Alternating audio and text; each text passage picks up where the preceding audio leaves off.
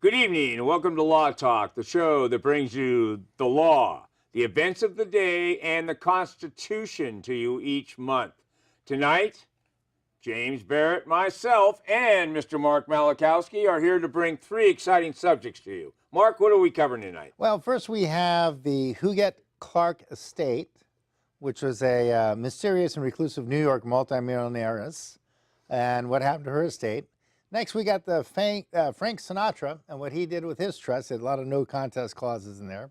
And then we have Robin Williams, who severely restricted his image licensing. So that made a difference to his heirs.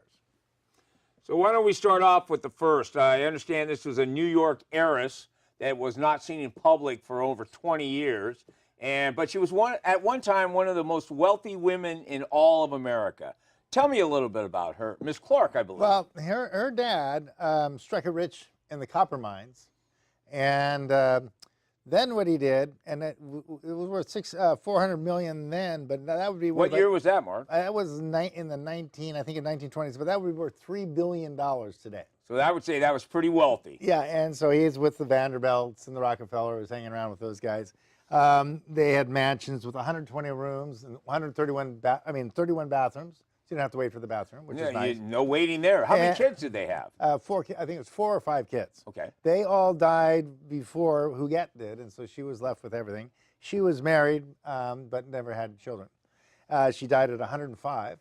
Well, wait a minute. When you say 105, was that like recently at 105, or was this a long time ago? It was a few years back, but she made it quite a few years, and it was kind of interesting the way her dad became a senator. Is he went to the State House and handed out a lot of $1,000 bills. Well, is that trying to spread the wealth? Well, I think he was just making sure everyone knew who he was. Or was that the early redistribution of the wealth? Yeah, that's right. An early progressive, I see. It's like the New Green Deal. It's a New Green Deal. And so, oh no, she had 6 siblings who died. So, and then what she did, she was really into art. She had Rembrandts, Donatellos, Rubens, Degas, all this very famous artwork, and then she ended up donating that to an art foundation. Okay. So did she die with a will? Yeah, she did, and she her will gave a lot of money to her longtime nurse, Hadassah Peri, and various other individuals, including her attorney and her accountant, who got at least $500,000. Well, you know, they always work for what they get. Yeah, so a lot of work. Yeah, there, so sure. she gave, and also she had a lot of dolls, and even when she was in the hospital, she was always surrounded by her. She had kind of a special. When you say dolls, you're talking about fancy, like the beautiful little dolls with the pretty little fancy hair dolls. ribbons, pretty and fancy all dolls. of that. So do you know how big her doll collection was? It was huge, and she considered her collection of dolls to be her closest companions. Well, at the end of the year, between an attorney and her dolls, I would say the dolls have more personality. So, yeah, William Andrews Clark was her dad, and he was one of the richest Americans of his time. And what was interesting about Huguette, like you said, no one saw her for 22 years. She was in a hospital. A lot of people think she was dead. And she wanted her privacy, according to her attorneys. But some of her distant relatives who didn't get into the will, they complained that they had gone to the hospital to see Huguette, and, you know, I think it was Mr. Brock, her attorney, said, no, you can't see her. Well, so, why would he know better than the relatives? Well, I mean, he thought that, she needed her privacy, and, she wanted to be left alone, and so that's the thing. But and then also the DA opened a investigation on the finances, and that's been going on for several years, but no charges have ever been filed. But I have a question. Does that mean that all the money that was left by Miss Clark did not go to any of her relatives? Her relatives were left out. Left out? But she, like I said, she had 6 siblings, but they had all died before her. She didn't have any children. So they were, I guess you would call them maybe distant relatives, but they still thought it was unfair that they weren't able to see her. Well, I would think so, because, most of the time when somebody wants to see a distant aunt, right, that's very wealthy, there's always, there's a lot of love there. Well, but I'm just saying I think that her lawyer may have loved her more. Well, he loved a bank account. I loved her more and made sure she wasn't being pestered. Well, is it public on how much her lawyer, accountant, and caregiver got from this? Well, they're saying that they're giving figures like $500,000 or something like that. Yeah, but it seems a little small She's considering. kind of chintzy, yeah. Yeah, it's a little chintzy for somebody that's been with you for 22 years. Yeah. Allegedly. But I mean, that was in her bequest. You know, they might have gotten paid before that. So that was just kind of interesting that, you know, somebody with, not much family, with that much money, end up getting into an art foundation. And a lot of people, maybe some of these distant relatives felt, oh, well, they were entitled to something, but, you know, they didn't have any interactions with her. Yeah, but which state? But now now they're claiming, oh, they wouldn't let us have interactions. We don't know if that's true. Maybe they never attempted having it. Well, it sounds like that's more of a legal recourse, trying to claim that you were withheld, right, where you couldn't enjoy the family relationship. I don't know if they ever whatever. sent a Christmas card or anything like that. You know, so there's, you know, it seems like this might be a kind of Johnny-come-lately method of trying to get back in. Yeah, but I have a question. Is she dedicated? Was there anybody at all beyond the close group of her attorney, CPA, and caregiver? There was an individual that actually got any money, or did all of that go to Art Foundation? Most of it went to the Art Foundation. So, and I think she had it tied up in paintings. Well, she was quite the philanthropist, right? Yeah, but that was to the Art Foundation. It was all art. So I would suggest then. Well, she had a doll collection, which probably the looks doll like an art collection is a thing. big deal. Yeah, it's a really big deal. It was an art thing. But was that donated to an art group, a foundation as well? Yeah. So. Well, she sounded like she did the right thing. Well, I'm saying that people wonder what happened to her, and of course, the distant relative was very upset about it. Yeah, but what legal recourse would a distant relative have? Wouldn't they have to prove that something was somebody committed malfeasance of some sort? They'd have to show some undue influence by the other Bennies, right? Yeah. And I don't think they've, like I said, the DAs have been investigating this, and they haven't found anything financial irregularities. Well, then I think it's kind of a closed case. Yeah. So, well, you never know. For what we don't know exactly what the total was, or we're saying about $400 million, but for $400 million. Wait a minute, was it $400 million at what time frame? Well, it says that she had $400 million when she passed. When I don't know how much the father had a lot more, so I'm not sure what happened to that. So they're saying he had. Well, how long was the lawyer around? So maybe it went from $3 billion to $400 million. There's only about 2.6 that went somewhere. Yeah. Well, there's costs, and fees. There's things like PG&E, cable, yeah. So those they can burn through $1 billion pretty easily, right? And long distance phone calls. Those long distance phone calls, especially with a dial-up phone, the old days. So that's and also it's always kind of funny to look at, but I think. I think most of the money really went into one Rembrandt could put you back a lot of money. Well, I would say that she probably bought most of her art while she was still out in the public, which would have been put it back like 40 years or 50 years. So I would say you get better deals on the art at those periods of time. Well, it seemed like before her husband passed away, she was out in public, but after her husband passed away, it was more she became a lot more. Was that because she was mourning? Yeah, she became a lot more reclusive. Yeah. But I think a lot of money went into her art collection. Yeah, I'm really interested. The one thing I missed out on this one subject was looking up the extent of her art collection. I would have been really interested to see, not just the art, but what she really did with it at the end of time, at the end of days.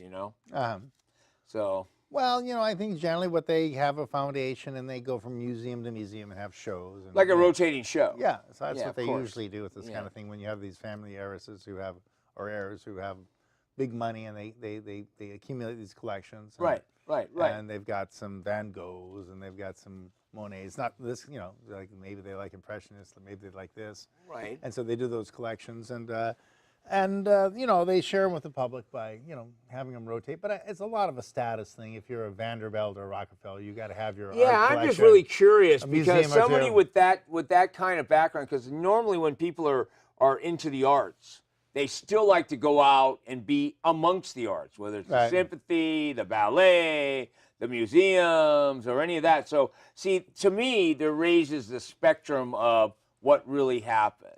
But you know what? I think what we ought to do is is start thinking about that, because I'd like to know what the art collection was. But what's our second subject tonight, Okay, Mark? this is Frank Sinatra, and he was married. You mean the Frank Sinatra? Yeah, Frank. Oh, Frank. And so Frank, he had 4 wives, and he was concerned that his, different families were going to fight with each other over his money after he died.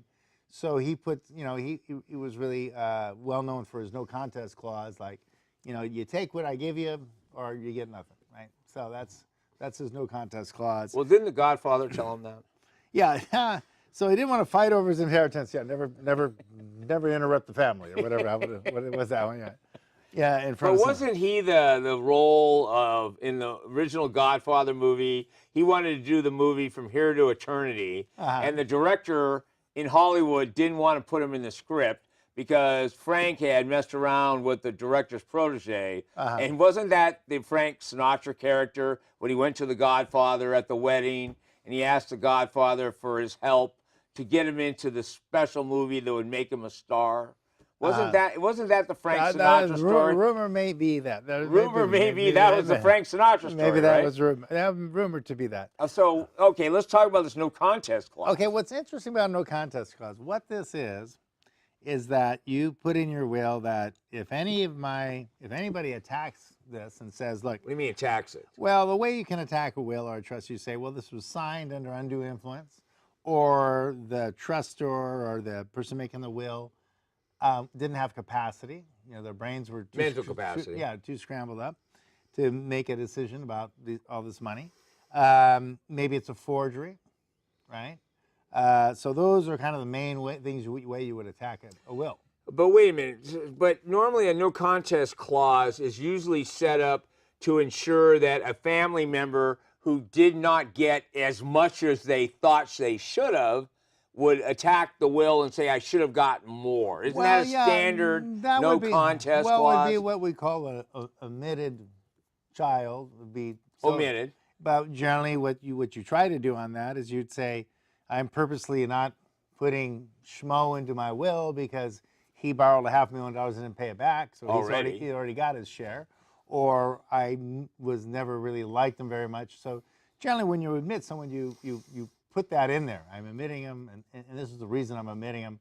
So it's not like, oops, you forgot.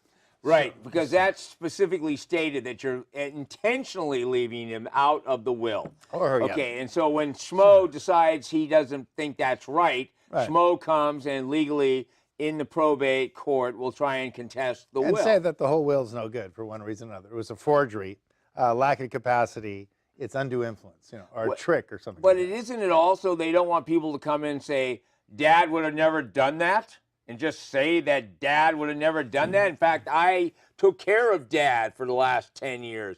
I was there for him, and I should have never been omitted because of what I did. Well, yeah, but you would have to go in on one of these other angles and say, okay, what you're getting at, and I think sometimes this does come in where, let's say Dad dies first and Mom lives longer, and then Mom tells her fiduciary or something like, I'm looking at Dad's will, even though it's irrevocable, or a trust that's irrevocable, but I know his mind, and that was a mistake. Oh. So, that was an omission, right?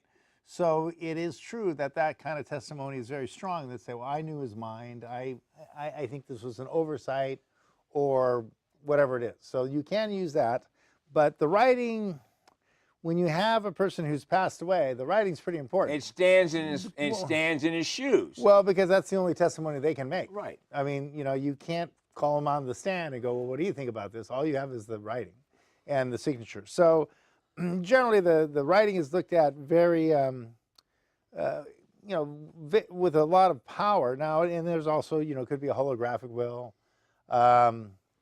which in some cases is pretty good, right? That means. Well, why don't you tell us, what's the difference between a holographic will and a normal will, Mark? Well, a lot of times someone will just sit down with a pen and they'll write up a will, right? You're supposed to have a couple witnesses, maybe they don't, but it's just in their own handwriting, right? And so that kind of makes it easier to see whether it's a forgery or not, right? Instead of just having a signature, they wrote out. You have the whole pages already written out. Yeah, 4 pages all written out. Right. And so that's one thing. That's a holographic will. It's handwritten.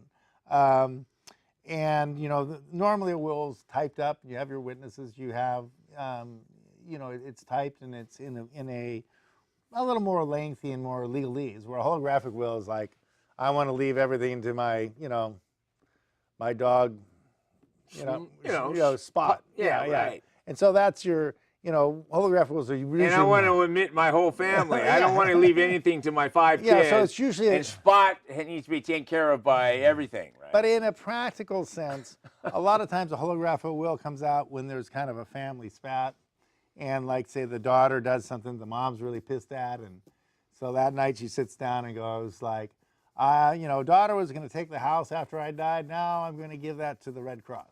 Okay, but see, if that's done subsequent to another will, the last will wins. The last will wins, right. But if it stands. Don't you have to say some words like, all prior wills are hereby revoked, and this is my final document? I mean, a lot of don't times, you have to have a little more? No, than... but I'm saying a lot of times holographic wills are missing that legalese. Yeah, but I have a question. How can you tell when a will that's a holographic will was actually written subsequent to a will that's witnessed with all the designations? It's signed and dated. Well, with no witnesses? Well, you should have some witnesses. You got to have witnesses, right? Well, you don't always have. You don't always. Yeah, but see, you see the inherent mistake. There's a problem. That's where a no contest clause really makes a big deal. So I mean, but I'm just saying, there's tend to be a lot of legalese errors in holographic wills. Do you still see a lot of holographic wills today? I see them. You do a lot of trust and wills, Mark. But I'm not saying. You see them. I mean, this one, a lot of times when you're looking at a case, you're looking at paperwork that's 20, 30 years old. Right. But, no, there's holographic wills. And they're given some weight, and especially if you can show that was their mind. And their mindset. And I think it's, it's taken into evidence, and you're given, of course, it's like an improper, right? If someone comes in improper and they go to court, right, they're going to make a lot of tactical errors that an attorney would get disbarred for. Right. And the judge is going to say, it's okay. We'll let it go. And the other attorney can't really attack the improper people like they would another attorney, because it's like, if you do it. But wait a minute, how are the judges dealing with a holographic will that's unwitnessed, and it changes the whole intent of the will that was executed properly with witnesses, typed up, fully details everybody, instead of all the family that was accounted for in the original will. Now you got a holographic will just with a signature and a date saying, hey, by the way, everyone gets nothing. Okay, but what if that was contemporaneous with, I'm getting a restraining order against Schmo? Okay. And so there's other evidence that could come in, or, there's a burglary report that your favorite, whatever, silverware is gone. So it could be weaved in with other circumstantial evidence that you would say, this guy did this in a fit of rage, but here's this is what pissed him off, and he was, righteously upset at his his offspring or whatever. For this whatever reason, and he wrote him out. Okay, I think on that happy note of writing out all the offspring except for the one that shouldn't get it, what's our third subject tonight, Mark? Okay, well, this is kind of interesting. Robin Williams was actually San Francisco. The comedian. You'd see him around. I met him, Robin Williams, in Hawaii once. No, but you see him around town. He's always around. And he left around a estate somewhere between 50 and 100 million. And a lot of that was in real estate, I understand. And he had art investments. He had a Napa Valley mansion. Tiburon home. Home in Tiburon. And what's kind of interesting about this is that he says no one can license his image for 40 years. That's kind of odd. And that means that a big chunk of his potential his reruns or whatever that would go to his heirs is kind of locked up. And I don't really know I haven't really been able to find what his reasoning was behind that and why he would not want anyone to commercialize his image. I have a question. Is that new use of the image, or the old uses of the image that were already out in the public venue, like his movies, his TV show Mork and Mindy, his comedy sets on TV, all of that still can be marketed, correct? I think there might be a question. I mean, his image licensing, so I think what's out there probably is out there. In public. But, I mean, there might be a lot of unpublished stuff or unreleased stuff, and that might stop that. I mean, when you look at a lot of artists, only a small amount of what they did is released. Well, it's interesting. Michael Jackson They've actually released a whole new catalog of music. Right. They released the remixes and the new stuff, which is made new from work he had done. And so they've been marketing him nonstop since he died. And other people fall in. Elvis is a classic. I mean, you go down the whole list. But you would think a comedian that's done all those movies, and I don't know how many movies he's been in, 50 or more, but he have those movies. We had Mork and Mindy. And like I said, the TV show Mork and Mindy, which it's still running. Right. And so is that marketing his image, or is just new creations of his image? I think what whether you'd be concerned is like if you start using them for commercials, like you're going to do a Nike commercial and you have Robin Williams, whatever, I can't run, or something, making a joke about it. I think that would be to commercialize it, but it seemed like, he wasn't really a fine artist, so it's kind of funny that he's so concerned about his image, because, a lot of stuff he did was reasonably slapstick. And, Well, if you look back at his beginnings, it was, and what happened was, but he did get into a lot of sophisticated humor. Sure. And I know in his later, do we know what? But it wasn't like when was this written? This latest incantation of a will. I don't know. Do we have that? I don't know the Because date that he's. I'm wondering if this was after he started getting sick, because he had, I believe, multiple sclerosis or something in that area. But that's why he was losing his ability to perform. And I'm wondering, maybe he didn't want to be marketed later in his life, maybe his last 10 years, and he didn't want those images because maybe he was losing it. Yeah. He was losing it a little bit. And what's really sad about this is because he left at least one full generation, if not more than that, as people that loved his humor and loved his ability. He was actually a very good actor on top of everything else. Well, he went quite a while. I mean, he had a long run. Started in the 70s, I believe. Yeah, so he was for a long run. He did a lot of different characters, and he started out in that TV, and then he moved into I guess he always did stand-up. Yeah.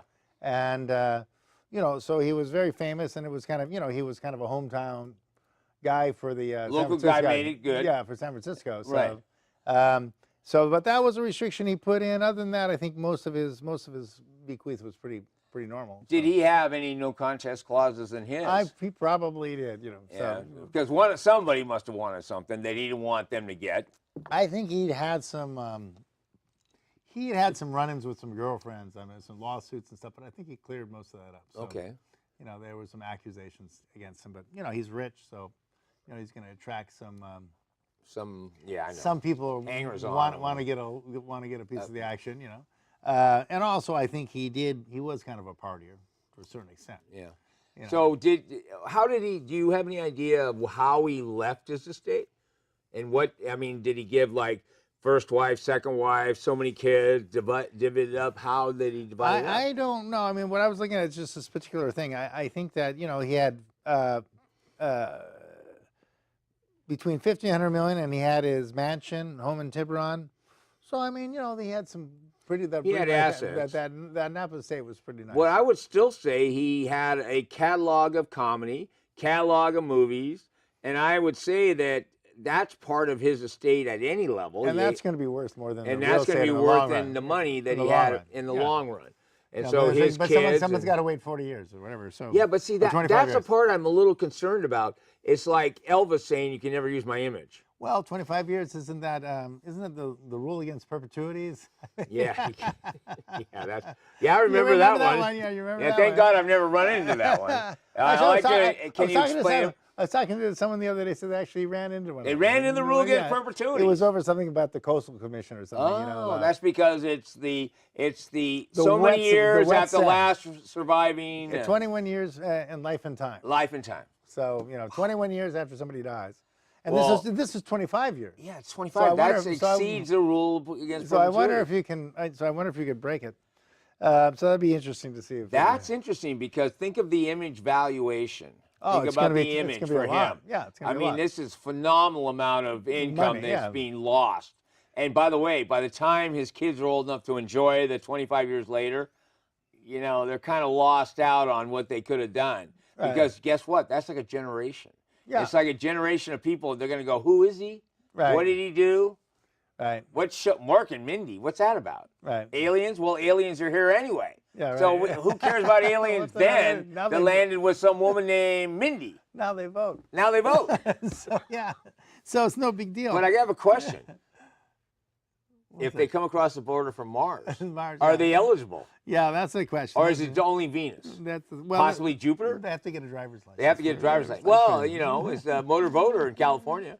So anyway, I think that's an interesting clause for him as far as non-contest, but we don't know. But I would say someone might want to contest that thing on a real. Well, that's what I'm leading to. And I think would somebody contest the fact that you cannot use an image? Yeah. Somebody that's out in the public already. Look at how much he's out in the public. And you're telling me, what are we supposed to withdraw all the Robin Williams, everything that's out there in public? Well, I think I don't know about now. that. There's now, like I said, well, the thing about a contest clause is that if someone's getting something, they risk losing it. But someone who's left out entirely has got nothing to lose. Got nothing to lose. So why not roll the dice?